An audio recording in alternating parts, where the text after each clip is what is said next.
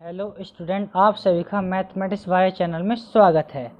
तो जैसे कि आपका इनफाइनाइट सीरीज चल रहा था, तो उसी के कुछ क्वेश्चंस और भी इम्पोर्टेंट।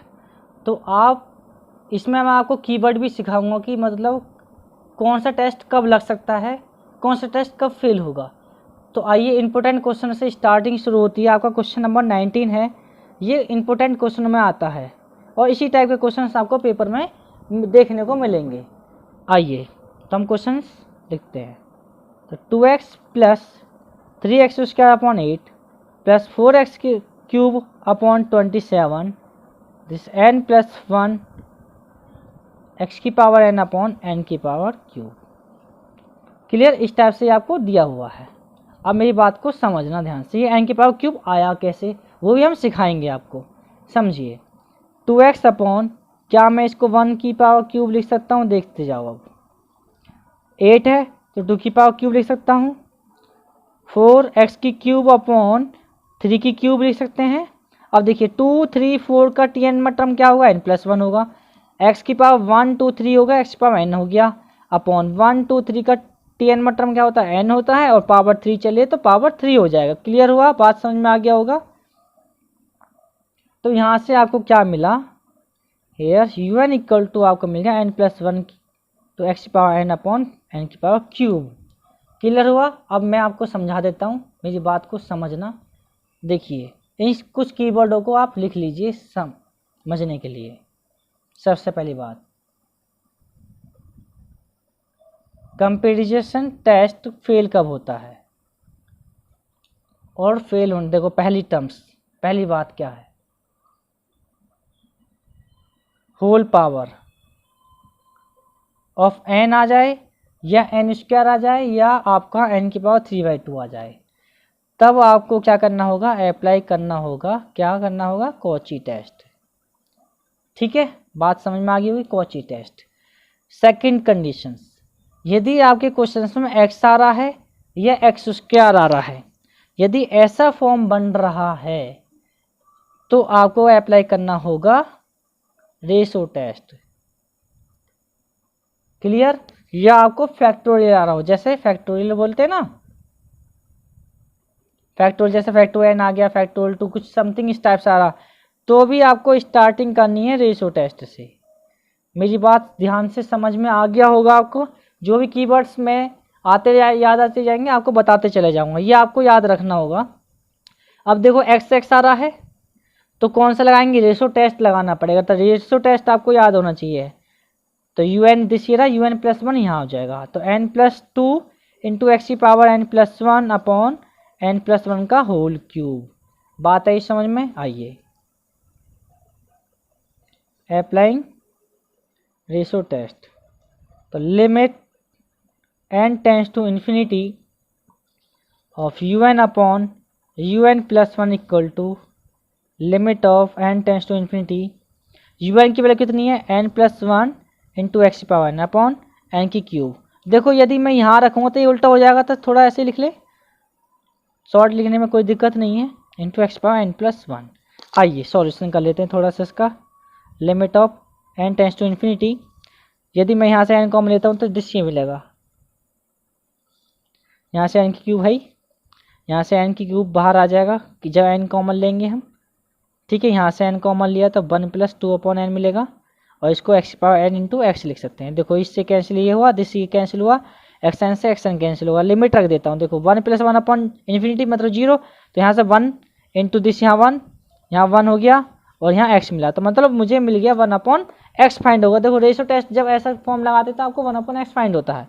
आइए मेरी बात को समझना ध्यान से। By ratio test the series is convergent. देखो कैसे कन्वर्जेंट हो सकती है, आप मेरी बात को समझ। इफ यदि 1 upon X is greater than 1 हो जाए, मतलब 1 से बड़ा। देखो जब ये 1 से बड़ा होगा आपको मैं यहीं से फिल कर दूंगा इस चीज़ को। मैं इस चीज़ को समझने के लिए समझना इस ध्यान से। यदि 1 upon X is greater than equal to 1 आपका कन्वर्जेंट है, तो एक्स इज लेस देन क्या हो जाएगा? तो भी ये कन्वर्जेंट होना चाहिए। ठीक है, कन्वर्जेंट हो गया। अगर आपका if 1 upon X is less than 1 हो जाए या एक्स इज ग्रेटर देन 1 हो जाए तो ये आपका क्या होगा, डाइवर्जेंट। अब देखना मेरी बात समझकर, यदि ये आपका 1/x इक्वल टू 1 मतलब x की वैल्यू 1 आ जाए तो क्या होगा, टेस्ट फेल हो जाएगा। तो अब मेरी बात समझना, टेस्ट फेल हो जाएगा तो समझें, एट मुझे कोई भी क्वेश्चन मिलेगा ऐसे ही करना होगा, x बराबर 1 पर ही उसको चेक करना होगा। देखो x बराबर 1 रख दीजिए इस क्वेश्चन में, यू एन इक्वल टू कितना, n प्लस 1/n की पावर क्यूब आ गया। क्लियर। तो n मैंने जैसे कॉमन लिया 1/n, this 1/n cube cancel out हुआ, this is a n square. तो यहाँ से मैं कंपेरिजन टेस्ट अप्लाई कर सकता हूँ, B N equal to 1/n square. Clear हुआ। या कर taking this applying comparison test, ठीक है। Limit of n tends to infinity U N upon V N equal to limit of n tends to infinity, देखो 1/n B N है, N उसका cancel out होगा तो ये मिलेगा मुझे, ठीक है। तो लिमिट रखते ही आपका 1 आ गया, तो ये फाइनाइट है which is the finite and is non zero. अब क्या करना है, आपको चेक करना है कि वो कन्वर्जेंट है या नहीं है। तो आइए इसी से चेक कर लेते हैं। But summation of V N equal to summation of 1/n square 1/n P. तो आपकी पी की वैल्यू कितनी होगी, 2 किसके बराबर, 1 से बड़ा है ना, तो 1 से बड़ा है तो इसका मतलब क्या, कन्वर्जेंट। तो जो कन्वर्जेंट आपकी सीरीज मिली है, तो अब मेरी बात समझना, द गिवन सीरीज इज, जैसे मैंने यहाँ लिखा था ना कन्वर्जेंट, मेरी बात को समझना यहाँ कन्वर्जेंट, तो ये x लेस देन था, तो ये कन्वर्जेंट यहाँ प्रूफ हो गया ना कन्वर्जेंट, तो ये इक्वल हो जाएगा, मतलब x बराबर 1 पर ये आपकी वैल्यू कन्वर्जेंट थी। लेकिन डाइवर्जेंट तो आपका वही रहेगा, divergent x is greater than 1। यदि डाइवर्जेंट हो जाता तो ये इक्वल हो जाता। क्लियर हुआ, बात समझ में आ गया।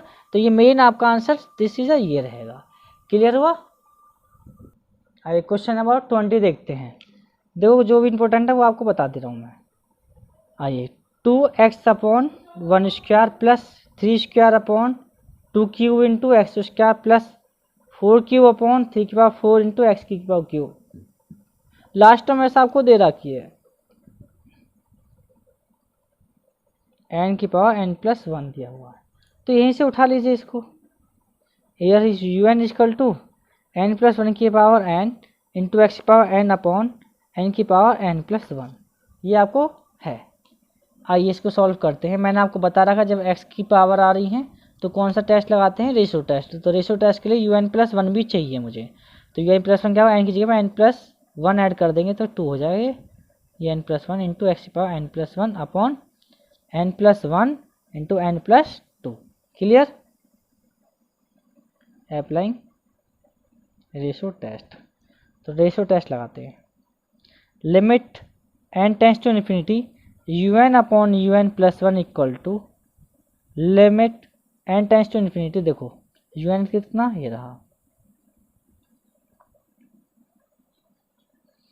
और यू एन प्लस 1 दिखिए उल्टा लिख दे थोड़ा सा ऐसे 1।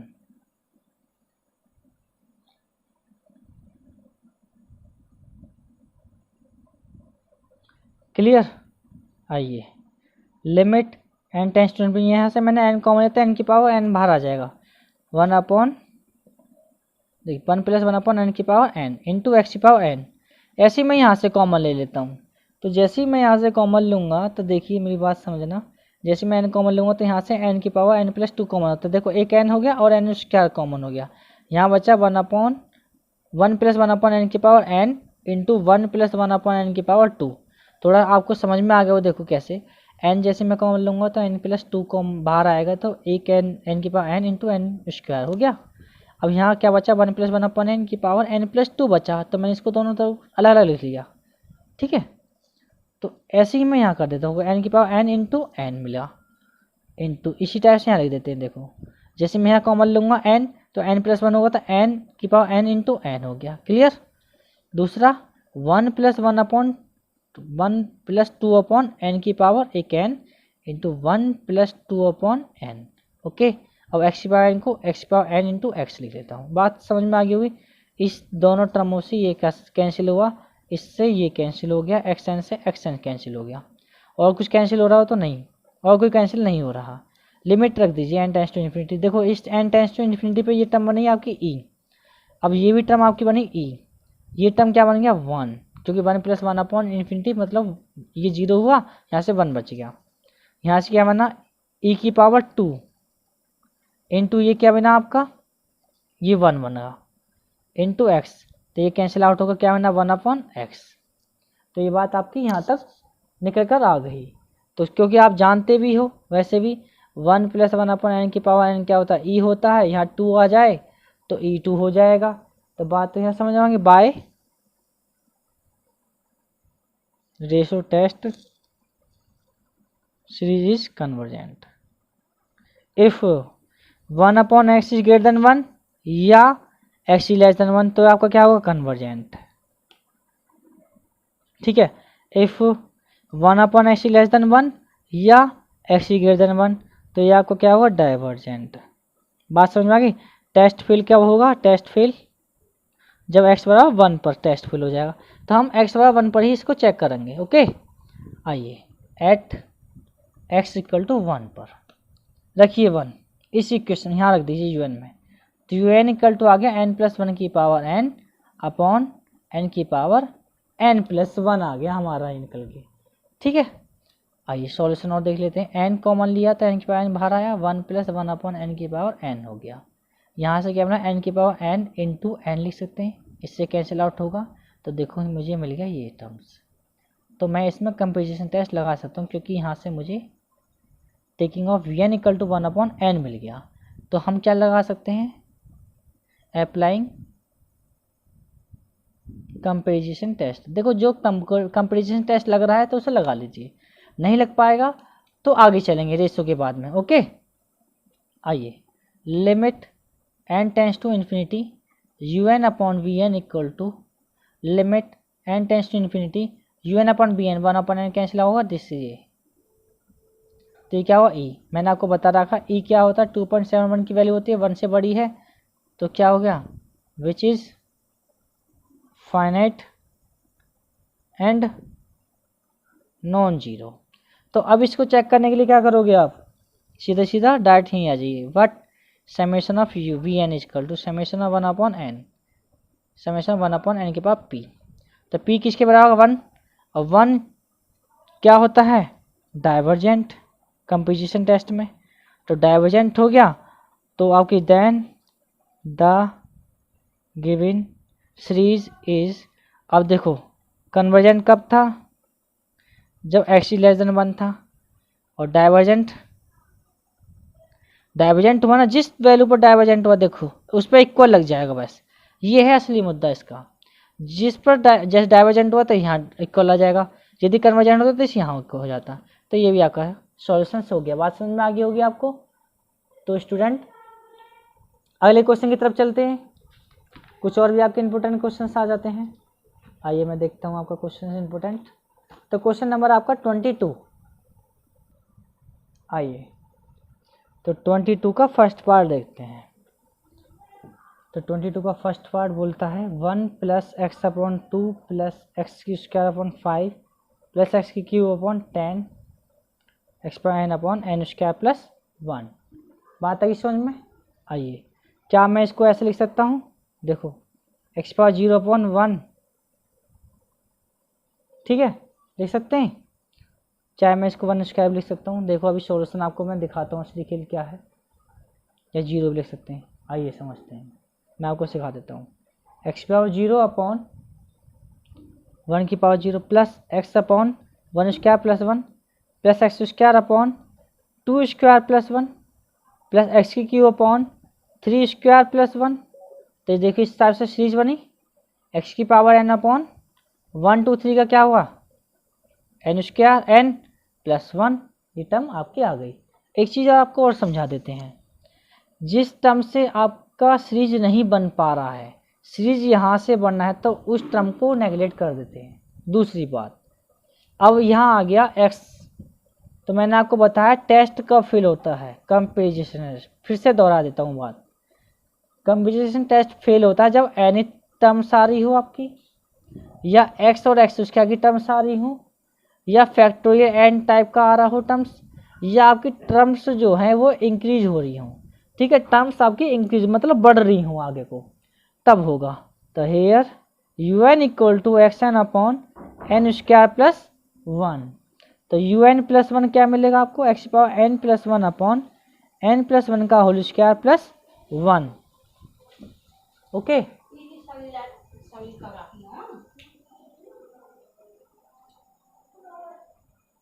आइए तो आपको क्या करना, ratio test. Limit N tends to infinity U N upon V N equal U N upon U N plus 1 equal to limit N tends to infinity X power N upon N square plus 1 into N plus 1 का whole square plus 1 upon X power N plus 1। तो अब आपको क्या करना है, limit N tends to infinity X power N upon N square. एक काम करते हैं, एन स्क्वायर जैसे मैं कॉमन लेता हूँ 1 प्लस 1 अपॉन एन स्क्वायर मिलेगा, क्लियर।